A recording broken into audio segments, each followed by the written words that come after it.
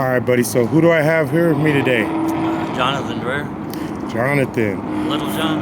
Yeah. First of all, man, nice to meet you. I want to know your age and what's your current living situation. Well, I'm 49 years old. I got evicted from my apartment last January.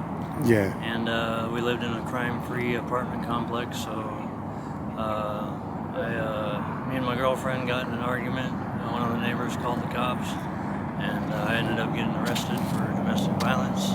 And we both went to jail that night, but the state picked up my girlfriend didn't even want to press charges. Yeah. But the state picks up any domestic violence case. Yeah, isn't that the worst? That's awful, yeah, man. It's terrible. I'm like, this was my third offense, so they want me to do 56 classes and all this stuff.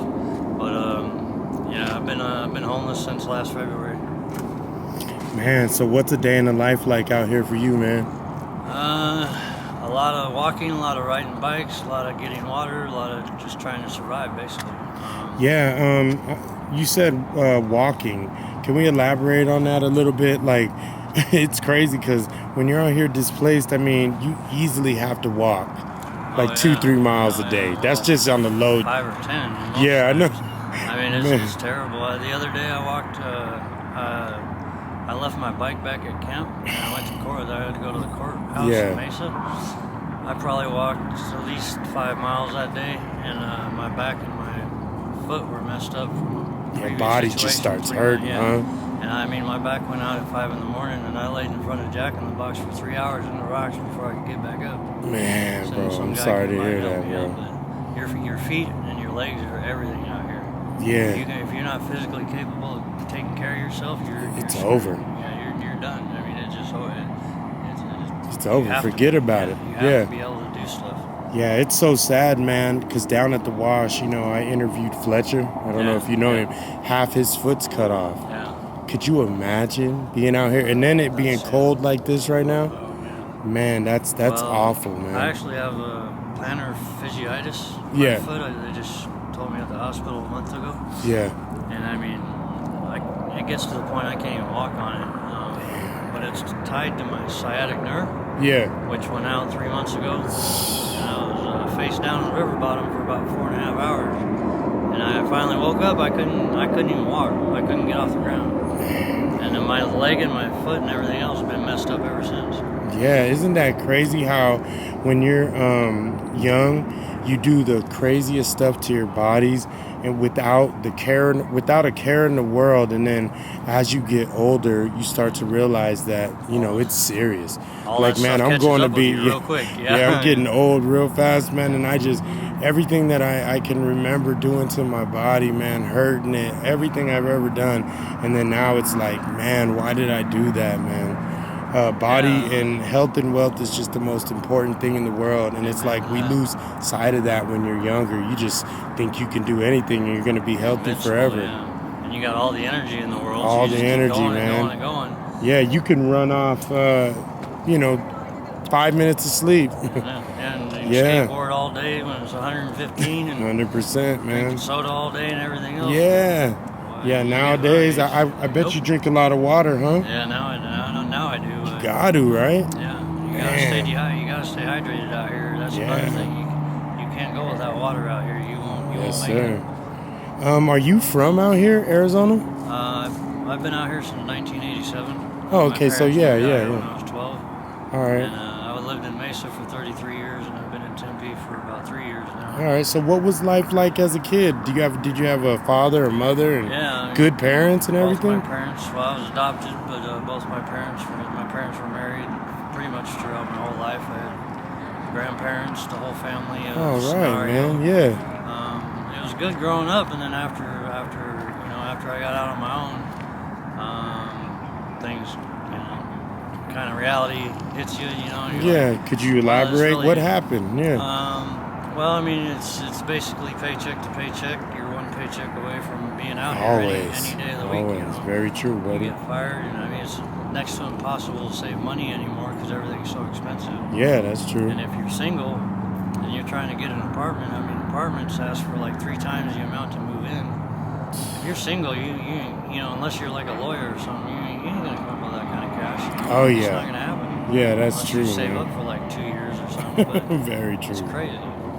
Yeah, it's awful. I lost my job on Sunday, got arrested on Tuesday, and evicted on Monday, bro. Can you believe 8 that days. in that order? It took me That 2 years to get to where I was. 8 days, it was gone. And out I went. Luckily, I had a friend that let me stay in her garage for like 6 months. Yeah.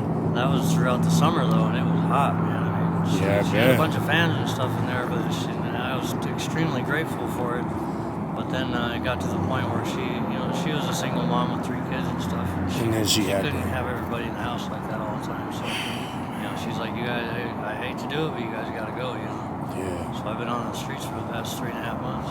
3.5 months. And is this your first time being out here? No, I had a little stint in 2014, 2015, where about a year and a half I was homeless, but that was a nightmare too. Man, it's always a nightmare out here. I always ask this question, man, and no one can answer it. Why do people that are displaced and homeless like to steal each other's belongings? Yeah, belongings first and foremost, but your like ID, Social Security, credentials, things of that nature. Like, why do they do that? I haven't really had those things stolen from me per se. Yeah. I have had more things stolen from me in the past 3 months than I have my whole life. But the only thing I would think of on that end of the scale would be like they're trying to make false IDs or trying to get other people identity fraud. Very That's basically what they're trying to do, get a better credit score or whatever. It's like whatever. I kind of feel it's like tripping somebody on the way down to the lunch line. We're gonna be at the same place, but let me trip you first. Let me trip you. I'll get 2 spaces ahead. Yeah. I might get 2 servings. You might. Right. Isn't that awful? I mean, why the credentials? That's a crab in a barrel mentality. I mean, it's like take a skateboard or some shoes or something, but not my credentials. Because at that point, now I have to ride in, go all the way downtown, and it's just And if you take their EBT card or something, then they can't even eat. Oh yeah, it gets It's terrible. It just gets so bad, man. And I've talked to thousands of people at this point, and no one has a solid answer for me other than just to take it. They'll steal your backpack, and most of the time, like you'll have that type of stuff. Okay, yeah, there you go, yeah. And so it that's just kind of goes along with it. Yeah. I don't know specifically that they're looking for that. Yeah. Their credentials when they go out and do it. It's just what ends up in the bonus, bag. You know what I mean? Yeah, and they get your information, then they can go online and do whatever. You fill out credit card applications. Oh yeah. All that type of stuff. Oh yeah. It's crazy. So how do you feel about that urban camping law, man? How do you feel about that? And have you seen any effects or like people like kind of shaking up about it? When I walked up to you guys today at the feed, you guys were talking, or someone was talking about how they never realized how sleeping at a park could be illegal. Right. Well, they just passed a law. They said, and in the law it states you're not allowed to sleep anywhere in the city. Yep. If you have a blanket or anything, you get a warning first. See, they say they try to provide services for you to begin with. Tempe has 40 available rooms right now, and they do have another hotel they're building, but in the end, it's only going to provide 100 rooms for transitional housing. There's like over 3,500 homeless people in Tempe. I think alone. It's more than that. Yeah, and Tempe is actually has the least amount of services for homeless people out of all the different cities. Isn't that awful? In Maricopa County or whatever. Yeah, that's awful. Now, that's not particularly the Hope team's fault or anything like that. Yeah. I mean, they have people above them telling them, and it all goes downhill, but we don't have a lot of resources out here to be able to go to. Like, we have the feeds here, like we're here tonight, but those are awesome, but, there's not a lot of outside or resources for us to get housing. Yeah, it's true. They came out and they called 2 shelters when they talked to me. Neither one had beds.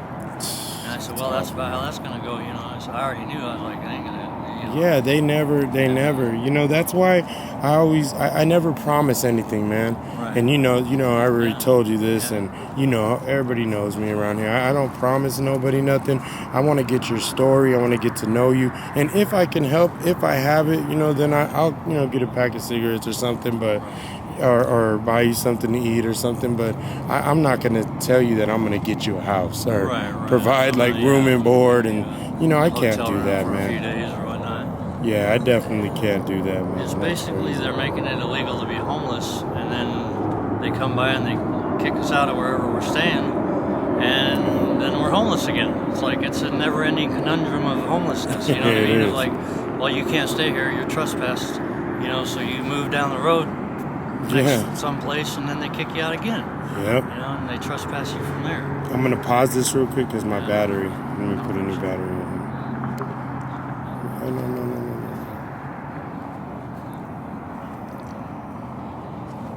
All right, so where were we, buddy? We're talking about the homeless law that was just passed. Yeah. So how do you feel about it, and what were you saying?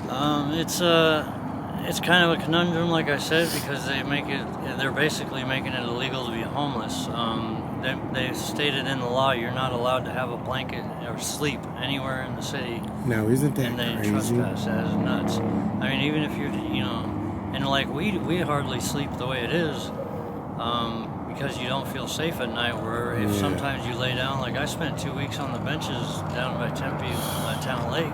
Yeah. I didn't sleep for 7 days. I mean, I slept well. I laid Isn't on the it benches. cold? It was Oh damn cold. God, Yeah, I froze.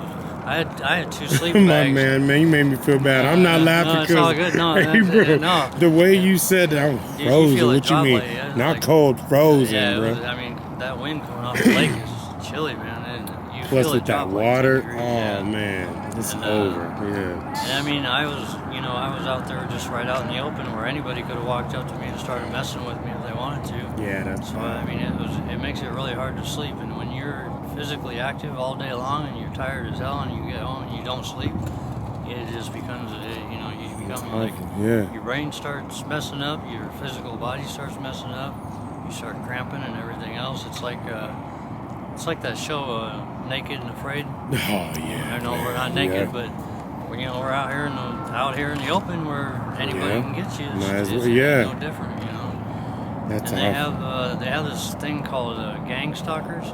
Yeah. These people actually go around and just specifically target homeless people to mess with. Man, that's what I really wanted to elaborate on. I hear that so much. I hear the whispers. I hear the talks that there's people out here hurting homeless. Yeah. Now, I can't remember. I think his name is S-Rock? J-Rock? J-Rod? Yeah. He got shot in the mouth by some guy who was racist or whatever, down by Ocean Park, Wow. He got shot right in the mouth. He survived. That's crazy. Currently there's a GoPed. He's a electric scooter. Mm-hmm. There's like a little gang cruising around Tempe Town Lake, harassing people at the river bottom and stuff. It's actually getting dangerous. I mean, wrestling people. No, hassling. I thought you said wrestling. No, I was like, oh man, these people. Harassing people. Yeah, okay. And, wow, man. Like I know 2 people they attacked one night, and I mean they were pretty scared that they didn't know what was going to happen, and then they turn around and they'll record you and make it look like you're the one harassing them. Oh and man, it's messed that's up, messed man. up.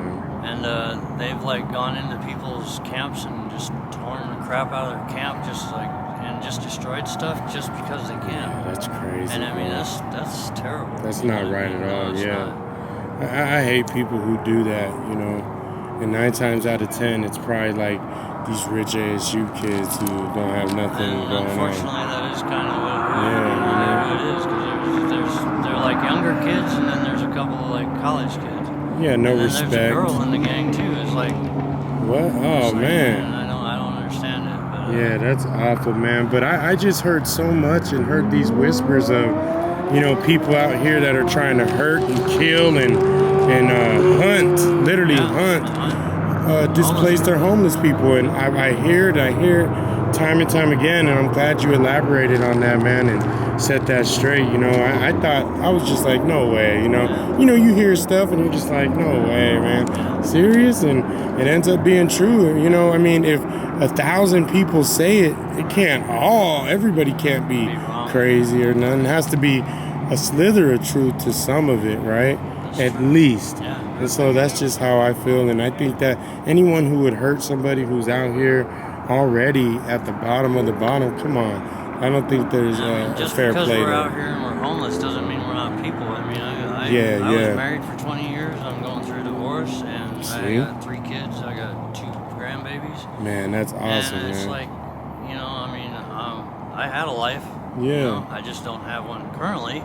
And I'm physically messed up right now to where I really can't work, like the way I used to. And I don't like it, but I'm not a scumbag or nothing. I try to get up and do what I can every day and try to do good things, but I'm just not physically capable like I was before. Yes, sir. Which is very unfortunate, but it's true, right? I kind of messed myself up that day, but I'm paying for it now. I spent 6 days in the hospital getting pumped full of antibiotics because of my foot, and I got bit by a brown recluse. I lost my index finger.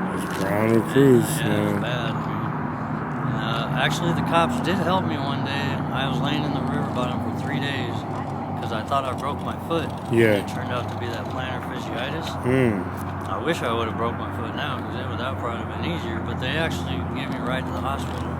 And that's the one time in my entire life the cops have actually helped me. Yeah. Sometimes they'll help. I don't like to judge them off of a whole. I like to judge everybody in the world I meet off of my own interaction with them. I like to come up with my own interpretation on how I feel about them. But most of my interactions with officers have been, my Mesa interactions have been terrible.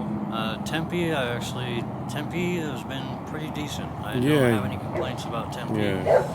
This guy scooped me up with one arm. He was a big old dude, and I actually made a joke because he was carrying me out. I says, "You're gonna ruin my reputation, man, because if they see me hugging on that cop, they're gonna be like, I saw you hugging on that cop, man." I wasn't hugging on him, I promise. I won't be able to come back down here. We were both laughing about that, But he told me straight up, he's like, "Hey, if you got warrants or whatever, get your stuff taken care of, and we're not gonna bother you today.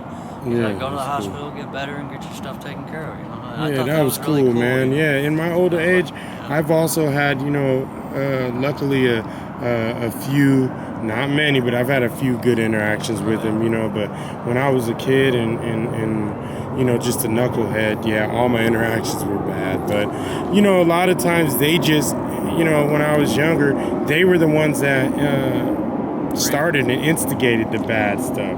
So that's what made me have a bad outlook on officers. But, as I get older, I know how to go about doing things the right way. I changed my whole life. You learn that from doing them the bad way. Next time maybe I shouldn't have said that. Soft head makes a hard head makes a soft ass. There you go. And I learned a lot from my younger years. Yeah, definitely. So, I mean, other than you said you were married, your children and stuff, does your family know you're out here? How do they feel about you being out here? I don't really have any family. I don't associate with my mom and dad anymore. I haven't talked to my mom since 2014. And my dad is supporting her on the whole situation, so I don't talk to him. Yeah. And I did check in with them about 2 years ago to find out if they wanted to reconcile or anything. Yeah. And they basically told me to go F myself, and I said, okay, well, and then go F yourself too. And I said, that's it. It was actually one of the best things that ever happened to me because, it made me more independent and stronger for me. But, of course. I mean, everybody needs support out here, and that's why we're here tonight, because, this is one of the few places we can go and get food. Every day you can make sure you get you. It's awesome, you know what I mean? So, but the whole law that just got passed is a bunch of crap. It's terrible. It's awesome. I mean, they should be, as taxpayers. I mean, it's not all taxpayer money, but a lot of it is, and it's like, they should be trying to do a little bit more, I feel, is to help us as opposed to criminalize 100%, us. man. 100%. And, you know, you can't trespass us from every place we go to. Yeah, It's like, really, come on, man. man. It's not illegal to be on the sidewalk. Yeah, this you know, is and nuts. that's how Yeah, they it's look at sad, us, man. you know? It's sad. And it's unfortunate there are the few bad ones that ruin it for everybody, but we're not all like that, you know. 100%. We do try to clean up after ourselves and stuff Yeah, like there's that. ones that are good. I'm like you. I mean, all you guys are unique in your own little way, and got, you know. Some people can draw. You can't believe some of the stuff that these people know and stuff. So it's amazing. But not to hold you, man. I got one last question, man. Let me fix this real quick. In 5 years from now, where do you see yourself if you could think out that far? Well, obviously I'd be stable. I'd hopefully have a job by then. Awesome. Get through my little legal problems I got right now. Yep. I got, you know, a few court cases I got to get taken care of. I might have to do a little stint in jail or whatever, like 30, 40 days or whatever. But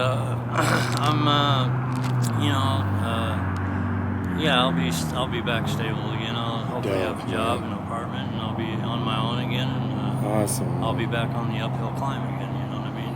I'll be out of here. You know. That's what I won't wanted be here to in hear, 5 years. bro. I guarantee you that. I'll That's come all back I and say wanted to hi to hear, all the bro. homies and everything, and say hi to, because that's where I come from. But you know, I'll definitely be I won't be here. That's good, man. Right on to you, and that's what I wanted to hear, man. And last but not least, I just want to thank you for this interview, man, and let you know it was a pleasure. I love talking to people, getting stories and things like that, man. And thank you for listening to us, man, and putting the stories out there, bro. We need as much voice as we can get, bro. Yes, sir. I agree. Amen to that, bro. Yep. And last thing, do you mind me posting this so I can showcase what it's like out here, and let people know that this is what it's like. They can come and talk to you guys, and it's awesome, man. And spread awareness to this situation that's going on. Because I don't think a lot of people are aware of it. And they're not. They see everybody flying on the corners and stuff like that, but I don't think they really they understand the extent of how bad it is. Yeah. So, right on. All right, man. Yeah. Thank you very much. I appreciate it. Yep. You too, man. Thank you so much. See you later.